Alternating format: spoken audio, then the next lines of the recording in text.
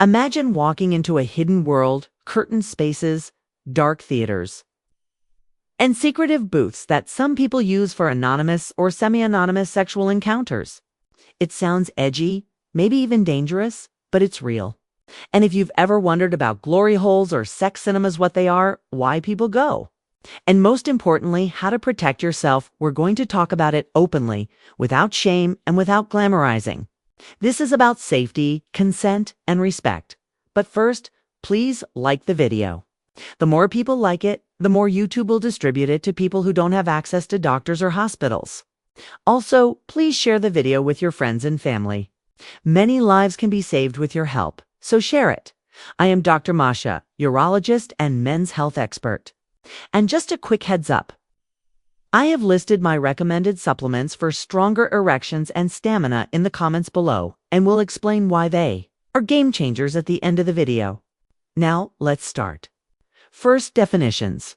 A glory hole is usually a barrier between two adjacent private booths or rooms with an opening at about pelvic height that allows sexual contact without face-to-face interaction. These booths are often found in the arcade sections of adult bookstores or video stores. A sex cinema is a small theater that plays adult films where individuals or couples watch, sometimes with designated seating for couples and general seating for others. In some cities, there are hybrid spaces with private booths, viewing windows, and communal rooms. These venues exist. Their legality and regulation vary widely. Before you even think about going, it's your responsibility to know the laws in your area and respect the rules of the venue. If anything feels unsafe or coercive, the rule is simple: leave. Asterisk, why do some people go? Anonymity, the thrill of something new, voyeurism or exhibitionism, a craving to feel desired, or a way for couples to add an electrifying environment to their own intimacy. None of these motives are moral judgments. They are human desires, and they exist. But the very things that make these places exciting also raise the level of risk. That's why we put safety, consent, and health first. Here's the simplest, most powerful framework to carry with you. Consent must be explicit, ongoing, and sober. You never owe anyone access to your body. You can stop at any time, for any reason. Nobody has the right to touch you without your clear yes. Nonverbal signals for a stop and go should be worked out with your partner before you even step inside. If you're attending as a couple, have the talk on the way there, boundaries, roles, and an exit plan. Decide exactly what's okay, what's off the table, and what the "we're done now" signal is. If you can't say it out loud before, don't do it there. Now, let's talk about hygiene and infection risk. Any sexual contact carries the possibility of sexually transmitted infections. The risk depends on the act, the barrier used, number of partners, and local prevalence. You cut that risk significantly by using fresh, intact condoms or barriers for each partner and each act, by avoiding contact with any visible sores, cuts, or rashes, and by not engaging if either party is intoxicated or unable to consent. If oral contact may occur, a condom or cut-to-size dental dam is a real harm reduction tool. Always bring your own supplies. Never rely on a stranger to have safe barriers ready. Asterisk. Now, let's get practical with harm reduction checklists, starting with what to pack in a small bag. Several condoms in the size and type you trust. A small bottle of body-safe lubricant. Disinfectant wipes for high-touch surfaces. Tissues or paper towels. A discreet kneeling pad or folded towel if you expect to be on your knees. A pocket-sized hand sanitizer. A spare mask, if that helps you feel safer in shared indoor spaces. If you wear contact lenses, re-wetting drops. Keep your phone charged and on silent, and let a trusted friend know where you're going and when you plan to be done. If carrying a bag feels awkward, use a jacket with inner pockets. Before stepping into any booth, pause. Look down at the floor and the seat. Wipe the chair, the door handle, the buttons, and any surface you'll touch. If anything looks unclean, walk away. In booths with a panel or opening, you control whether that opening is covered or uncovered. If an unfamiliar body part appears without a barrier, don't feel pressured to play along. Offer a new condom or simply close the panel. You owe no explanation. For sex cinemas, picture a small theater with couches or rows of seats, a big screen, and a mix of solo attendees and couples. Some venues hand out sheets for couches, but it's smart to bring an extra. Choose a spot where you can leave easily if needed. If someone comes too close, hold out your hand, palm forward, and say, "No thanks," calmly. Most venues have staff nearby. If anyone ignores your boundary, stand, find staff with eye contact, and leave together. Your safety is worth more than politeness. Asterisk, a word on anonymity. Some people find it exciting not to see a partner's face. But anonymity cuts both ways. You don't know who's on the other side of that partition. That's why barriers, condoms, and exit control are non-negotiable. Don't share personal details. Never film or photograph anyone. Many venues ban phones for this exact reason. Assume public areas may have cameras for security.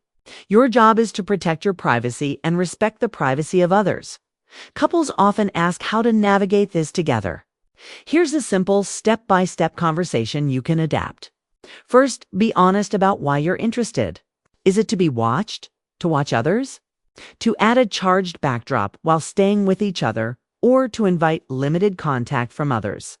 Say it clearly. Second, set hard stops. For example, no one touches genitals without a barrier. No kissing strangers. No penetration with strangers. No contact at all if anyone looks intoxicated. Third, assign roles. One partner can be the boundary anchor, watching the room and stepping in if limits are crossed. Fourth, agree on a phrase that ends everything immediately. When either of you says it, you both leave no debate. That simple rule builds trust and keeps you safe. Asterisk, now, let's talk about red flags. Anyone who keeps pushing after a clear no? Anyone who tries to remove a barrier? Anyone who looks underage or impaired? Any venue that feels dirty, chaotic, or sketchy? Any partner who pressures you past your limits?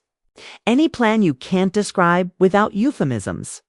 If you catch yourself thinking, "We'll just see what happens," pause and make a real plan. A few etiquette notes help keep everyone safer. Don't touch without a clear yes. Ask with hands visible and a normal tone of voice. Use simple language like, "May I stand here?" Or, "May I touch your shoulder?" And accept no thanks without offense. If you're watching, give space. If you're participating, use barriers and clean up afterward. If staff give instructions, follow them. If you attend as a couple, never ignore your partner's signals just because the room feels exciting.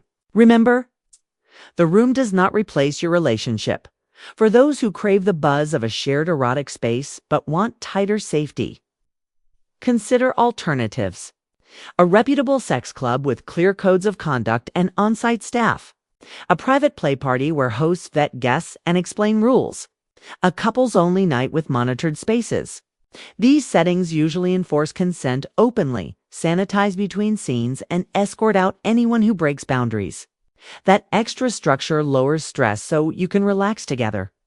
Asterisk, let's talk about aftercare, a step many people skip. After an intense or charged experience, your body and mind can feel buzzy, overstimulated, or even a little off. Plan something calm for afterward. Drink water, eat a meal, take a shower, and debrief together on the ride home.